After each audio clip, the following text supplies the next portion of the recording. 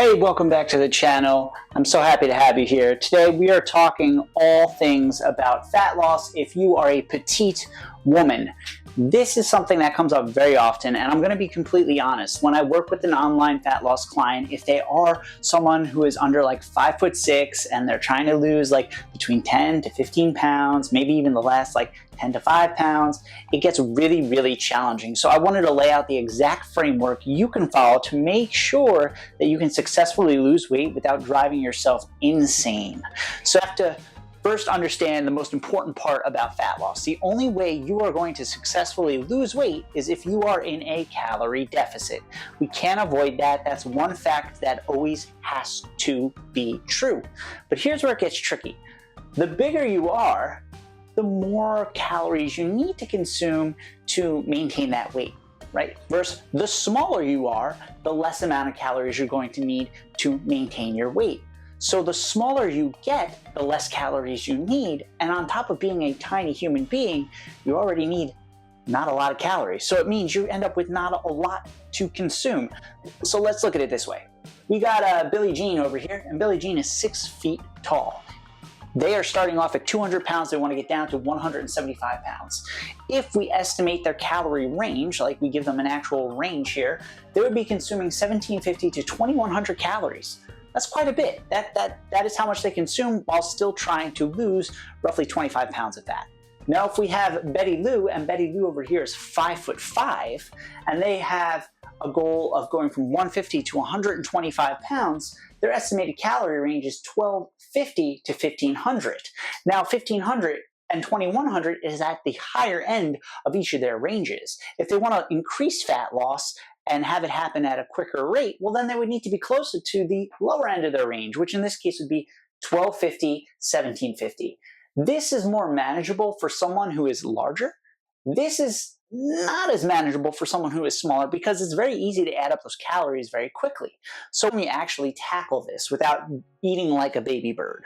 Well, first and foremost, if you are a tiny human, you just don't need to be eating as much as someone who is larger. I know there's a lot of things that float around on social media that says, well, you're eating as much as a toddler. Well, you're probably not. Although my toddler does snack on a lot of things and eat quite a bit throughout the day, you're going to be eating more than a toddler. You are.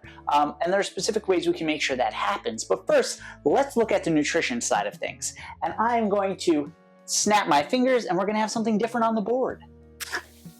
And there we go. So option number one when it comes from a calorie standpoint is high and low days. Having high and low days are a way that we can be in a total calorie deficit for the week for a long period of time. It's slightly more manageable. Now, the way this works is 3 days per week, you will have high days where you will take your goal body weight and multiply it by 12 or 13. 13 would be for someone who is more active. 12 would be for someone who is not as active. Generally, if you're an older individual or have a very sedentary job. Your low days will be multiplying your goal body weight times 10 or 11, and the same applies. If you are someone who is very active, then you'll be at an 11. If you're someone who is very sedentary, doesn't move as much, you will be at a 10. Good rule of thumb to follow. So in this example, we have Jared, and Jared is 5'8". He's 5'8" with the goal of being 165 pounds. So 165 times 13, that's 2,145. 2,145 calories he would have 3 days a week. His low calorie day would be 165 times 11. That's 1,815 calories on his low days, 4 days per week. So he could split that up however he wants throughout the week, and that would still put him in a total net deficit, depending on how active someone is.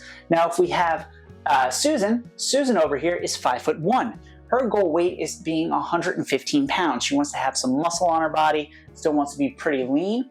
So her high days would be 115 times 13. That's 1,495 for her high days. And her low days would be 1,265 calories. So again, pretty low. It depends on the person, what they would want to do and how they would maintain that.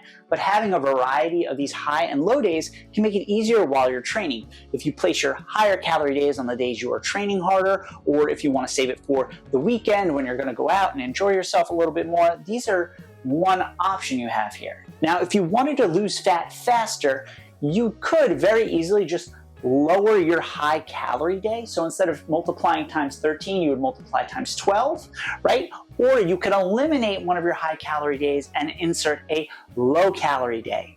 I really wouldn't recommend that. I would focus more on a sustainable pattern, because the last thing we want to do is have rapid fat loss at a rate at which you can't sustain it, right? We already know it's hard enough as it is, and if we're doing something unsustainable, you're less likely to follow through on it and more likely to see yourself gain that weight back. So I would suggest being okay with losing 0.5 to 1 pound per week on average. That's a really successful rate of weight loss, and again, we're looking at weight loss in averages. We're not looking at day to day, we're looking at week over week over week.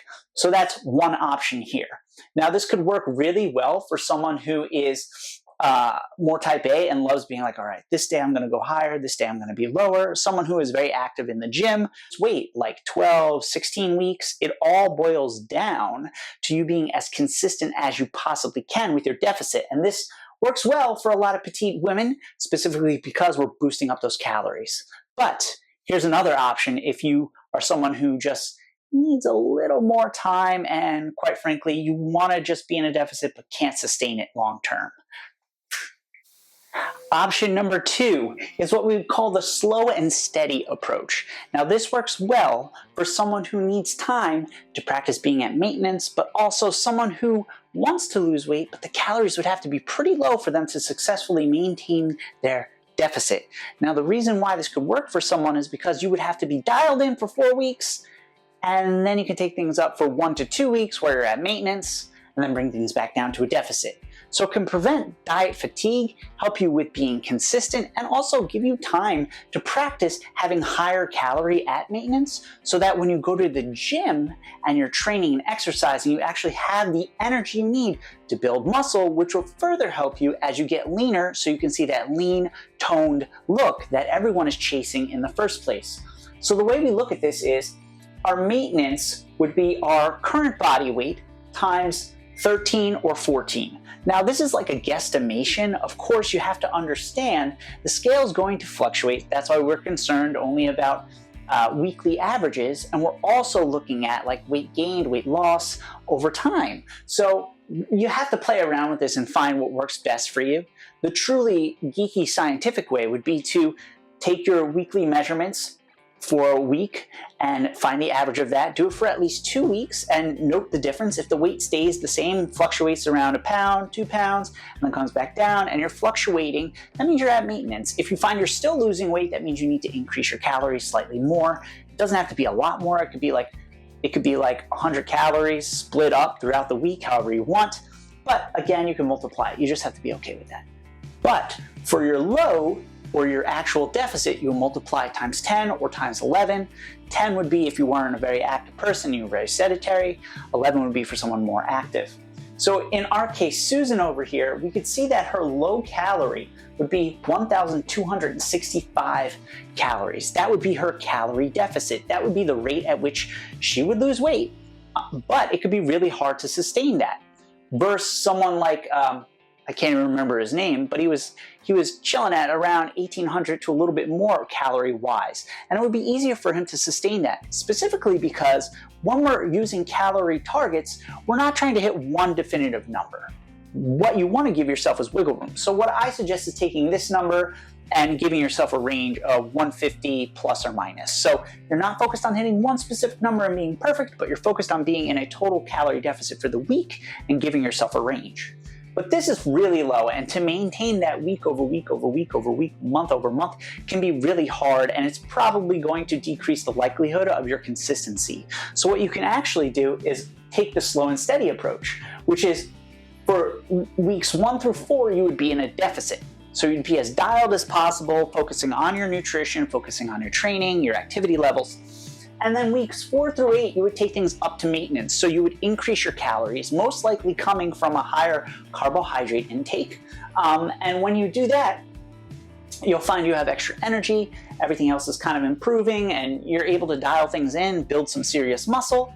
And then for weeks 8 through 12, you would take it back down to a deficit. Then weeks 12 through 16, you'd bring it back up to maintenance. And this whole time you would flow between two. Now, I will be completely honest with you. It is going to take someone much longer to lose the weight going at this rate. However, because it's slow and steady, you are going to practice sustainable fat loss, because the leaner you get, the lower your calories have to be. And that can be really hard when you're already a tiny person who then needs to eat a smaller amount.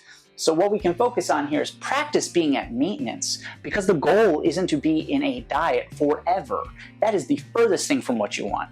What you actually want to do is learn how to be at maintenance so that when your fat loss phase is over, you know exactly what to expect. You know how to maintain. You know that it's normal for your weight to float between 5 to 10 pounds depending on you and your comfort level, but you'll know exactly how to lose that weight to get back to that goal weight, right? So this is an option. So which option should you choose? Is the high and low going to be best for you? Is the slow and steady going to be best for you? I think that completely depends on the type of person you are and how consistent you can be. I think for most of the clients that I work with who are relatively petite and small, it's easier for them actually to do a slow and steady approach. That might not be the thing you want to hear, but it's easier because you have that period of time where you increase your calories. And for a lot of individuals, I might not plan a maintenance phase for them because life happens where they actually happen to go up into maintenance or take a diet break just based on what's happening in their life. But if you're someone who is trying to get leaner and you're already this small, having those planned maintenance moments from 1 to 2 weeks, 2 to 4 weeks is going to be really motivating and very helpful. So that's just my opinion on it, but again, it depends on you. If you're cool with having high and low days and you find that that helps you be more consistent, stick with that.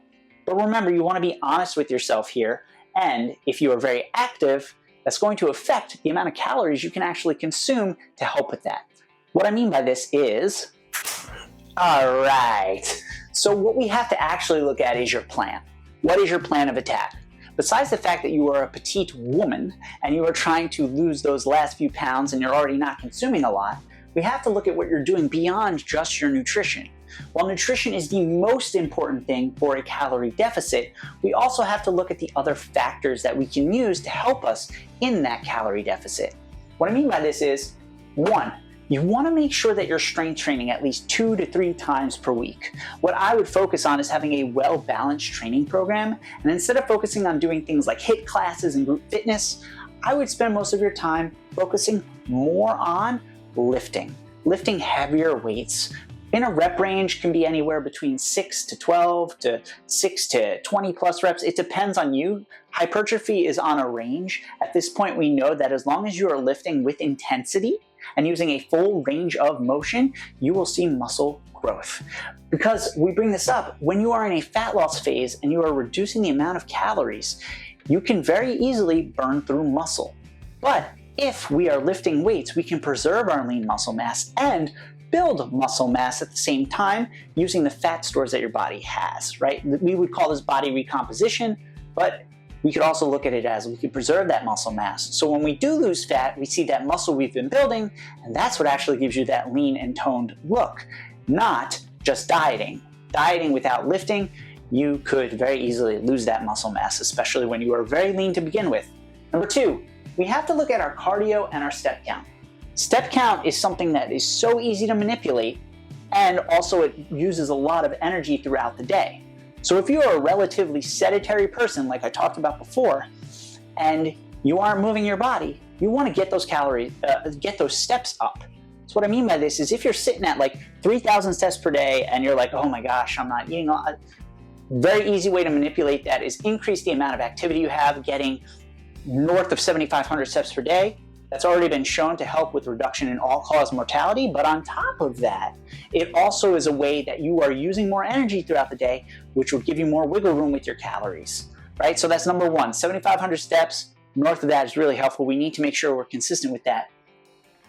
Doing a cardio session like 1 to 2 times per week, maybe 3 times per week. I'm not talking like where you're sweating, burnt all out. I'm talking like zone 2 cardio so you can hold a conversation during it.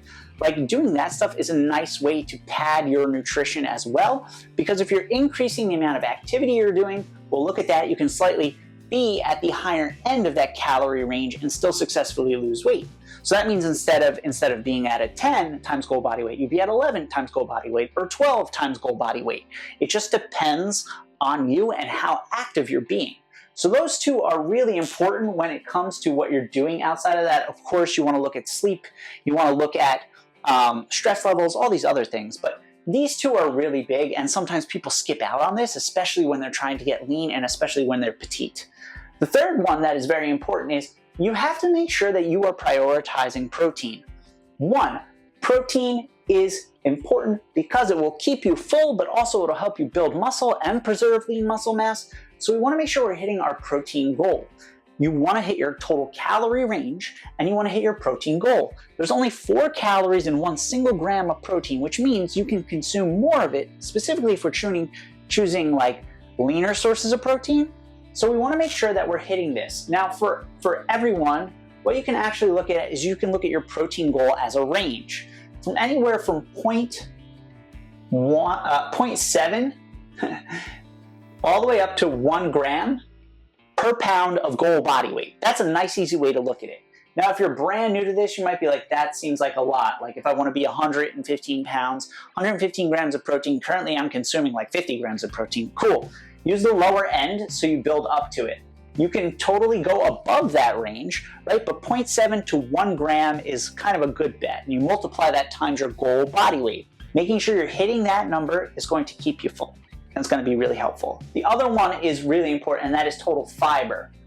Now, the reason why we want to look at total fiber, and that's 14 grams per every 1,000 calories, but you could totally go over that number.